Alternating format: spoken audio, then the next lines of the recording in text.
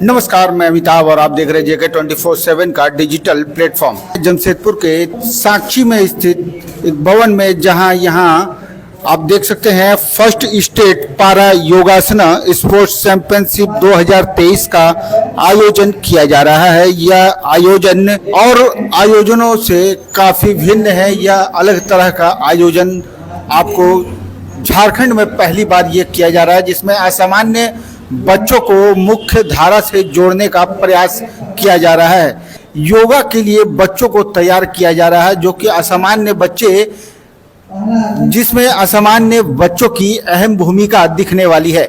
आइए बात करते हैं, जानते हैं कि इस तरह का ये जो बीड़ा उठाया है इन्होंने, इसके पीछे क्या उद्देश्य है। तो सबसे पहले तो स्वागत है, अपना परिचय दीजिएगा। धन्यवाद सर, सभी को नमस्कार जोहर। मैं Shubham Kumar Yadav, state coordinator para Yogasana sports promotion committee Jharkhand. तो ये आज का जो आयोजन कर रहे हैं, इस आयोजन से क्या लाभ मिलने वाला है असामान्य बच्चों को? देखिए सर, पहले तो सबसे पहले आपको जानकारी देना चाहेंगे, इसमें हम 3 प्रकार के डिसेबिलिटीज़ जो दिव्यांगता है उस पर काम कर रहे हैं हम लोग। पहला दृष्टिबाधित जो कि विजुअली इम्पेयर्ड ब्लाइंड, दूसरा डेफ एंड डम जो कि मूक बधिर, और तीसरा ऑर्थोपेडिक डिसऑर्डर जो विकलांग के 2 प्रारूप में हम लोग कर रहे हैं, एक 50 से 75% तक और एक 75% से ऊपर। तो हम लोगों का प्रयास है कि इन तीनों तरह के दिव्यांगजनों को एक प्लेटफॉर्म दिया जाए राज्य स्तरीय, जहां से वो योग के माध्यम से अपने को जोड़ें और उसके बाद राष्ट्रीय स्तर पर जाएं और फिर खेलो इंडिया पैरा गेम्स में इसको इंक्लूड करें, खेलो इंडिया पैरा ओलंपिक्स में भी जाएं। आपकी संस्था का क्या नाम बताया आपने? हमारा संस्था का नाम sir para योगासना Jharkhand sports promotion committee है। ये योगासना स्पोर्ट एसोसिएशन ऑफ झारखंड के अंतर्गत है। तो ये अभी क्या पहल करना चाह रहे हैं योगा के माध्यम से? ये बच्चों का कितना आने वाले समय में स्कोप देखते हैं, बच्चों में कितना भविष्य को लेकर क्या कहेंगे?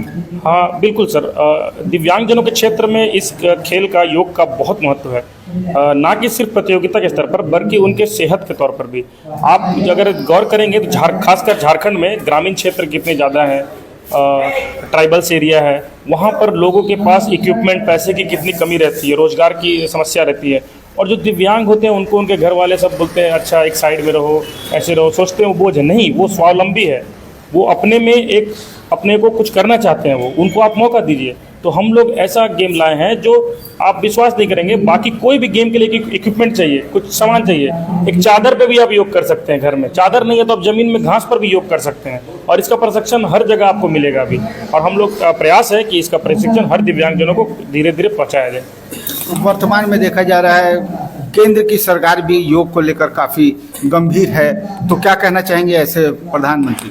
बिल्कुल सर, केंद्रीय सरकार के पहल के बाद ही तो ये योग खेल के दर्जे में आया है, और पैरा योगा भी बिना केंद्र सरकार के सहयोग के नहीं हो पाता। प्रधानमंत्री मोदी जी के इस विचार और सोच को मैं सलाम करता हूँ कि सबसे बड़ी बात योग को विश्व के पटल पर, धरातल पर लाना, और 190 से ज़्यादा कंट्री को मनवाना कि भाई योग, अंतर्राष्ट्रीय योग दिवस 21 जून को होना चाहिए।